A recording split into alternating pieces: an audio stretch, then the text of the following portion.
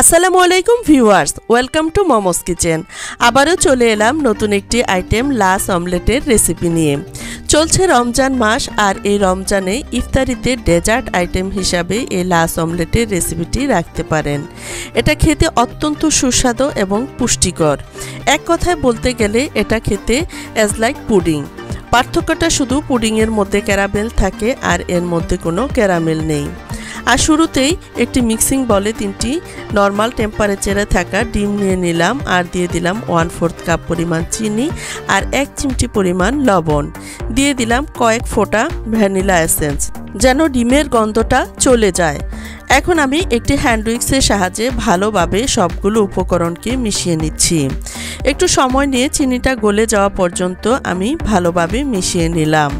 এখন আমি ডিমের মিশ্রণটাকে মেপে নেওয়ার জন্য একটি কাপের মধ্যে ট্রান্সফার করে নিচ্ছি। দেখব এখানে ডিমের পরিমাণটা কতটুকু। আর এখানে 1 কাপ পরিমাণ ডিমের মিশ্রণ হয়েছে। আমি এই ডিমের মিশ্রণটা পরিমাপ করে নিয়েছি, কারণ সম পরিমাণ দুধ ব্যবহার করব।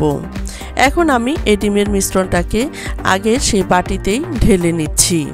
এখন আমি এই ডিমের মিশ্রণের সমপরিমাণ দুধ নিয়ে নিলাম, আর এখানে আমি 1 কাপ পরিমাণ গরুর দুধ জাল করে নর্মাল তাপমাত্রায় এনে এর মধ্যে দিয়ে দিলাম। আবার চাইলে এখানে পাউডার মিল্কটাকেও পানির সাথে মিশিয়ে ব্যবহার করা যাবে। আর দিয়ে দিলাম 1 টেবিল চামচ মতো কনডেন্স মিল্ক। আর এই কনডেন্স মিল্ক ব্যবহার করার কারণে আপনাদের এই লাশ অমলেটটা খেতে আরও অনেক বেশি সুস্বাদু হবে। এখন আমি আবারও সবগুলো উপকরণকে ভালোভাবে একটি হ্যান্ড উইক্সের সাহায্যে মিশিয়ে নিচ্ছি। আর এটা যত ভালোভাবে মেশানো হবে আপনাদের লাশ অমলেটটা তত সুন্দর হবে এবং ভেতরটা স্পঞ্জি হবে।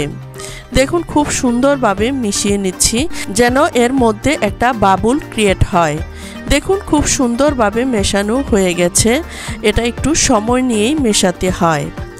আর এখন আমি একটি বাটি নিয়ে এর মধ্যে কিছুটা তেল মেখে নিচ্ছি। একটি ব্রাশের সাহায্যে আমি তেলটাকে সব দিকেই মিশিয়ে নিচ্ছি। আর এই তেলটা ব্রাশ করার কারণে আপনার লাশ অমলেটটা মোল্ড আউট করবে খুব সহজভাবে। এখন আমি এর মধ্যে আগে থেকে মিশিয়ে রাখা ডিম দুধের মিশ্রণটা দিয়ে দিলাম। এই মিশ্রণটাকে এখন আমি স্টিম করে নিব। চলে যাচ্ছি স্টিম করার জন্য। এই পর্যায়ে চুলায় একটি প্যান বসিয়ে এর মধ্যে আমি একটি স্ট্যান্ড বসিয়ে দিলাম, আর স্ট্যান্ড বরাবর কিছুটা পানি দিয়ে দিলাম। এখন আমি এই ডিমের মিশ্রণের বাটিটাকেও বসিয়ে দিলাম। একটি ঢাকনা দিয়ে ঢেকে দিচ্ছি, আর ঢাকনার ছিদ্রটাও বন্ধ করে দিব।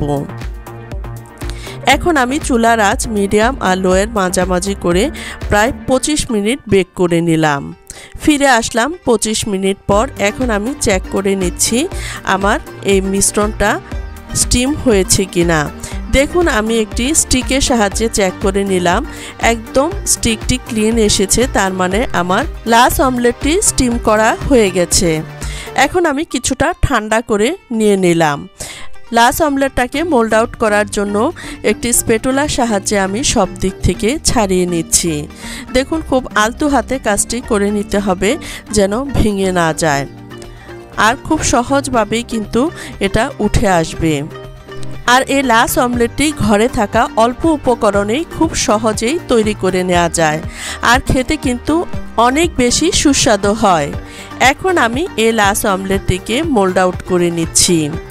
দেখুন একটি প্লেটকে আমি এর উপরে ধরে কিছুটা আলতো হাতেই মোল্ড আউট করে নিচ্ছি। খুব সাবধানে কাজটি করে নিতে হবে, যেন ভেঙে না যায়।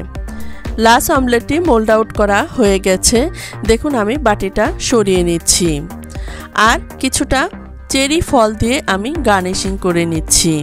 আপনারা চাইলে এখানে কিছুটা কিশমিশ দিয়েও গার্নিশিং করে নিতে পারেন, আর এতে দেখতে খুবই সুন্দর লাগবে।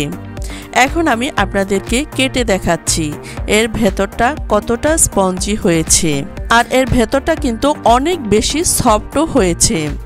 আপনারা দেখে নিশ্চয়ই বুঝে যাচ্ছেন যে এটা কত সহজভাবেই কেটে নেওয়া যাচ্ছে। আর এরই মধ্যেই তৈরি হয়ে গেল আমার আজকের মজাদার লাশ অমলেটের রেসিপিটি। আশা করছি আমার আজকের রেসিপিটি আপনাদের অনেক বেশি ভালো লেগেছে। আমার আজকের রেসিপিটি যদি ভালো লেগে থাকে লাইক, কমেন্টস এবং শেয়ার করতে ভুলবেন না। আর ইতিমধ্যে আমার চ্যানেলটি যারা সাবস্ক্রাইব করেছেন তাদেরকে অসংখ্য ধন্যবাদ।